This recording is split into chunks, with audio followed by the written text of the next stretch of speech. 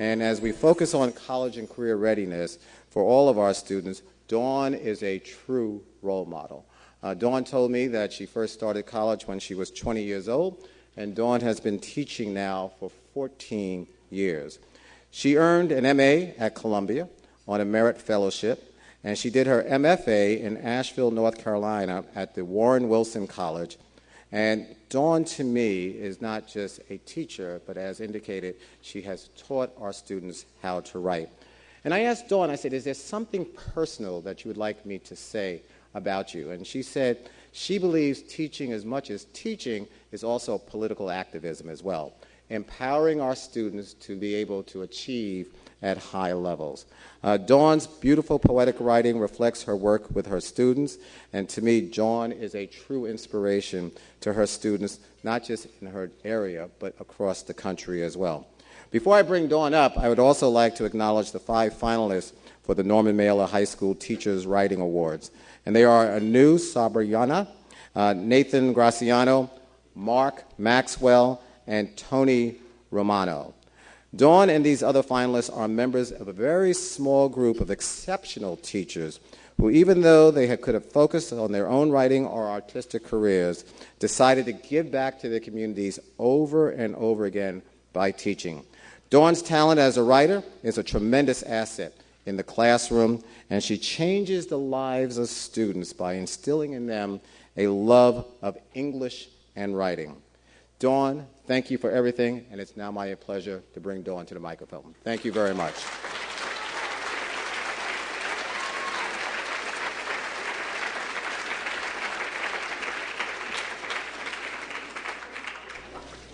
Thank you. The distance between southern Appalachia, where I grew up, and this Mandarin Hotel ballroom is really not such a great distance, nor is the distance between an afternoon in 1981 reading a high school essay to my parents and, a few weeks ago, receiving a call from Lawrence Schiller telling me I had won the first Norman Mailer Teacher Writing Award. The distance is not so great because there is a bridge created by words that can cross even the widest divides. In creating this award for teachers, the Norman Mailer Center has allowed teachers passage on that bridge.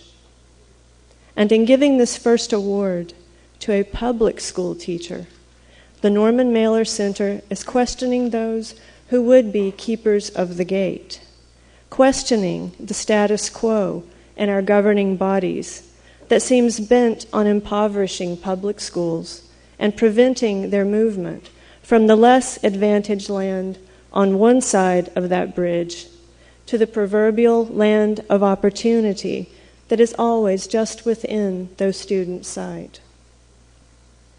For many of us in this room, there lives in our memories someone whose words encouraged, cajoled, irritated, and chided us into fulfilling our potential.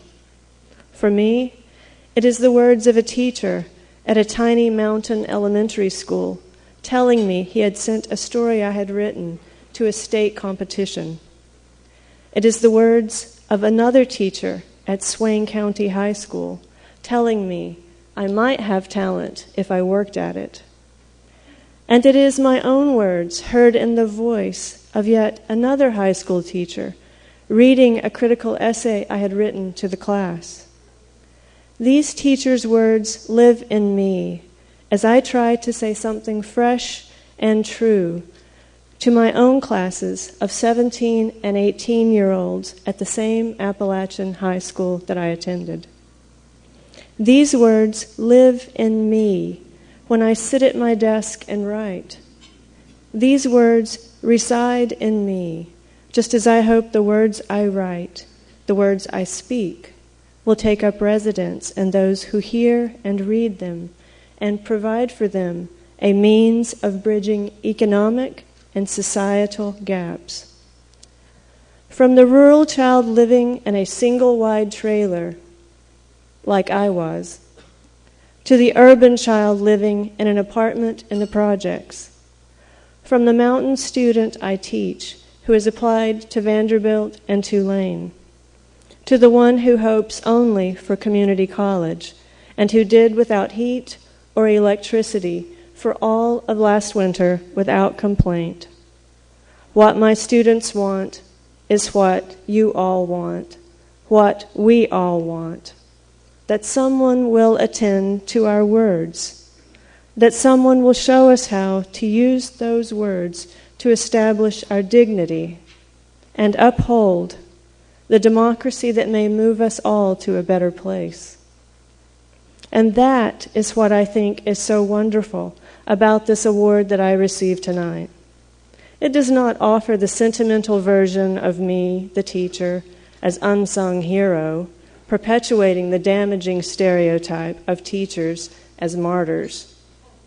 Nor does it thank me for 10,000 graded essays, nor for teaching thousands of stories, nor for caring about one after another of the students who enter and exit my classroom, but never my memory.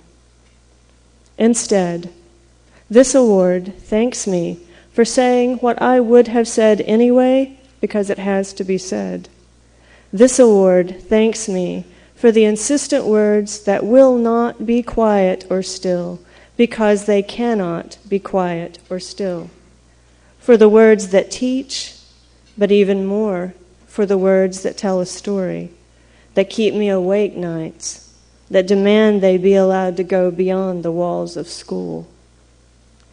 God gives teachers who write two voices, the one voice with which we shape the words that allow us to teach, and the other with which we shape the stories that we must write.